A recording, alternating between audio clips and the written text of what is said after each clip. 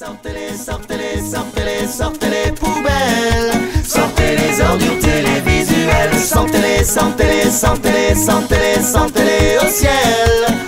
Coucou tout le monde, aujourd'hui on se retrouve dans une nouvelle vidéo où on va associer le bio et le zéro déchet à la vie étudiante. Je sais, ça fait un moment que je suis plus présente sur YouTube, mais je viens de terminer mes partiels, donc c'est reparti. Du coup, on pense souvent que acheter bio c'est cher, que le zéro déchet comme on voit, enfin zéro déchet c'est un grand mot déjà, réduire ses déchets c'est compliqué quand on est étudiant, on n'a pas d'argent, on n'a pas forcément la place, on n'a pas tous les moyens qui pourraient nous aider à faire tout ça à proximité. Du coup aujourd'hui je vais vous montrer les astuces et les petites choses que je fais pour réduire mes déchets et qui me permettent de consommer du bio et mieux manger alors que je suis étudiante et je gagne pas un rond. Voilà. Du coup ma première astuce, si c'en est une, c'est d'avoir une gourde et de pas utiliser plusieurs bouteilles d'eau en plastique.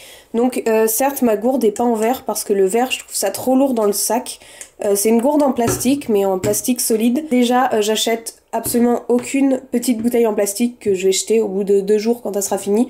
J'utilise cette gourde, je la lave régulièrement, je mets que de l'eau dedans et déjà je fais une économie de déchets énorme. La deuxième astuce, c'est que je me suis mise à la couture. Alors attention, il n'y a pas besoin d'acheter une machine à coudre, j'ai un fil, une aiguille.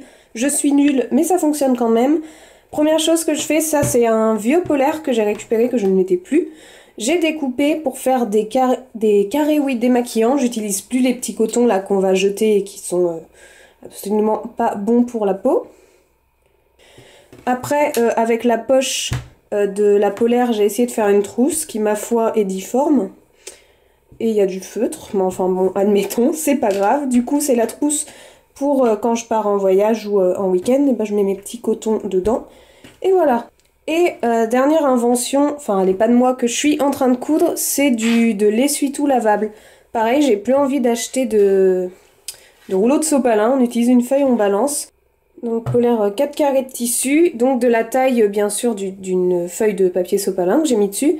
Et dessus ce que je fais c'est que j'ai acheté des petits boutons de pression à coudre à la sauce Train-Graine à 1,77 €, donc c'est pas cher pour faire ça. Et du coup, bah, je me fais mon propre rouleau de sopalin que pareil, je mets dans la machine et j'irai nettoyer, quoi, c'est pas compliqué. Et il n'y a pas besoin d'être un pro ou une pro de la couture pour faire ça. Je suis absolument nulle, il y a des trous dans tout ce que j'entreprends pratiquement. Mais ça marche très bien quand même. Maintenant, nous voici dans ma salle de bain. Du coup, ce que je fais là pour l'astuce zéro déchet, c'est compliqué dans la salle de bain après avoir fait les petits cotons démaquillants. Là, je suis en train de terminer les produits que j'ai entourés de plastique, là, enfin en pot. Et ce que j'ai fait, c'est que j'ai acheté du coup un shampoing solide. Donc celui-là, c'est celui de la Biocop. Et un savon, tout simplement. Et ça sent aussi bon et c'est aussi efficace qu'un truc en gel qu'on va acheter le contenant à chaque fois. Ça, je l'ai pris dans une brocante à 10 centimes, donc pareil, zéro déchet, du recyclage. Ça, je vais l'accrocher du coup dans le coin là de la douche. Le corps, les cheveux, au lieu d'avoir tout ça pour rien. Et là, on a zéro déchet et on est sur quelque chose de très très bon pour la peau, pour les cheveux, pour le corps, quoi. C'est pas bourré de toutes les saloperies qu'on peut avoir dans les autres produits. Et une fois que j'aurai terminé le savon de Marseille. Nous voici à présent dans ma cuisine, voilà. Donc en bas c'est un four, donc là je ne sais pas quoi dire.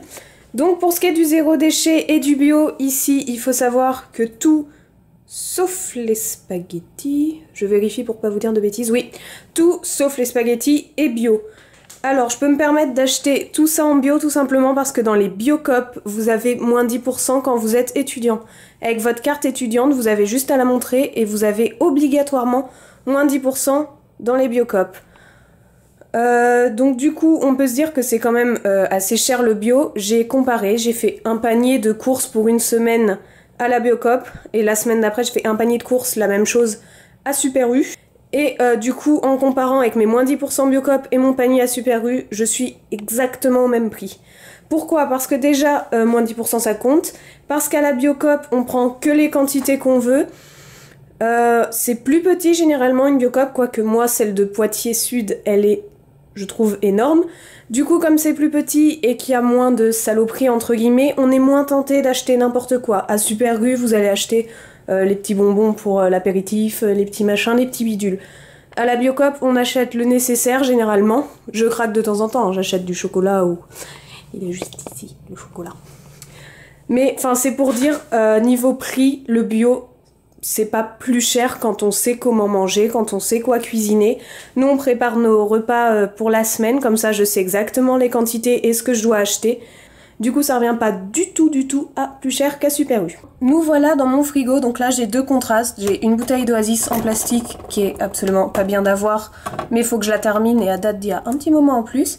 Et dans mon optique, du coup, zéro déchet et bio, là c'est pareil, c'est un thé glacé que j'ai fait maison. J'ai tout simplement acheté du thé à la Biocoop, j'ai mis dans une petite cuillère à thé. J'ai fait infuser ça dans une grande casserole et je me suis fait mon thé glacé maison.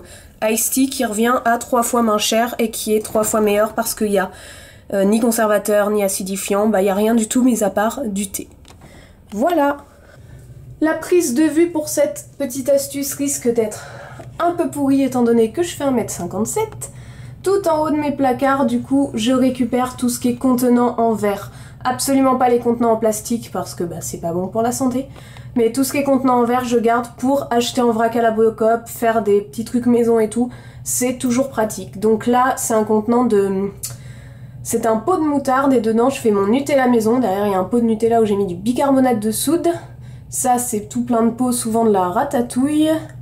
C'est que des pots en verre et du coup, je m'en sers aussi, je les emmène au marché. La poissonnière et la bouchère du marché acceptent que j'emmène mes contenants et je trouve ça génial. Généralement, quand j'achète des crevettes, c'est dans un pot.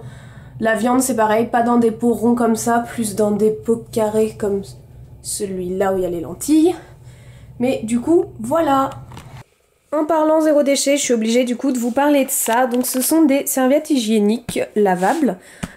Certains me diront de prendre la cup entre guillemets parce que la cup effectivement ça fait zéro déchet étant donné qu'il n'y en a qu'une. Le problème étant que la cup ne correspond pas à toutes les femmes. Je préfère beaucoup et très largement prendre des serviettes hygiéniques lavables. Donc je les ai achetées les deux pour 10 € à une étudiante de Poitiers qui en fait. Elles sont super. Franchement elles sont top. Une petite, une grande. Pour le moment j'en ai que deux parce que mine de rien ça vaut son prix quoique celles-ci ne sont pas chères. Pareil pour celles qui ont peur que ça se lave pas et autres, est-ce que vous voyez une trace de sang? Juste une. Elles sont passées je ne sais combien de fois à la machine à laver. Tout va très bien, c'est très imperméable. Il y a le tissu à l'intérieur qui absorbe. Ce qu'il faut faire avant de les mettre à la machine, moi ce que je fais c'est que je mets de l'eau froide et je pose du savon dessus un peu. Et après je les balance à la machine et ils sont nickel. Donc moi ça c'est mon truc, les serviettes hygiéniques lavables. Je sais qu'il y a des culottes menstruelles aussi, j'ai jamais essayé parce que j'ai pas les sous pour les prendre. Mais pour moi ça c'est mon alternative, c'est ma bonne alternative, c'est celle qui me correspond. Surtout prendre ce qui vous correspond. Ne vous forcez pas à mettre une cup, vous forcez pas à mettre des tampons si ça va pas. Au contraire si vous préférez, ne vous forcez pas à prendre des serviettes hygiéniques lavables si vous êtes mieux avec un tampon. Ça, c'est selon vous, on n'écoute pas les on-dit, on n'écoute pas la copine qui dit « mais si, vas-y, ça va y aller ». Non, vous prenez ce qui vous correspond vous, ce qui vous rend le plus à l'aise. Et pour moi, c'est les petites serviettes. Autre astuce, zéro déchet, quoique je pense pas que c'est une zéro déchet non plus. Ici, c'est tous les vêtements que je ne mets pas. Donc, soit j'essaye de les vendre sur Vinted. Quand je peux pas les vendre, je vais les mettre dans une poche que je donne à des associations. Ou sinon, comme vous avez vu dans les premières astuces, je confectionne des choses, je fabrique quelque chose avec. Ici, je sais pas encore ce que je vends, ce que je donne, ce que je fabrique, entre guillemets. Mais surtout, ne jetez pas des vêtements, même s'ils sont troués, même s'ils sont usagés, tout ce que vous voulez. Ça servira toujours à quelque chose, les mettez pas dans une poubelle noire, où là par contre ils vont finir brûlés. Et ça sert à rien, juste à polluer gratuitement. Pour cette dernière astuce, je sais que ça va être un peu spécial parce que beaucoup d'entre vous sont en appartement et c'était mon cas juste avant d'avoir déménagé dans cette maison il y a 2 semaines, à l'heure où je tourne cette vidéo. On a un compost, donc un tout petit compost, hein, voilà. Donc tout ce qui est épluchure de légumes, fruits, tonte de pelouse, etc. On met tout dans le compost. Oh, il y a un escargot. Et du coup, eux, ils sont contents. Et nous aussi parce que ça évite de jeter, on va avoir de la bonne terre pour faire... pour mettre dans nos jardinières. Pareil pour ceux qui ont peur qu'un compost ça pue, ça ne sent absolument rien actuellement. Voilà, faut trouver un équilibre dans le compost. Donc ça c'est en faisant des recherches et en essayant par soi-même. Mais là pour le moment, on est plutôt bien et voilà. Hop! Voilà tout le monde, j'espère que la vidéo vous aura plu. Si c'est le cas, n'hésitez pas à mettre un j'aime et à vous abonner pour voir les prochaines vidéos. N'hésitez pas à mettre en commentaire si vous avez des astuces différentes, si vous en avez d'autres, si vous adoptez certaines que j'ai moi aussi, ça me ferait super plaisir de vous lire. Et je vous dis à la prochaine pour une prochaine vidéo. Ciao!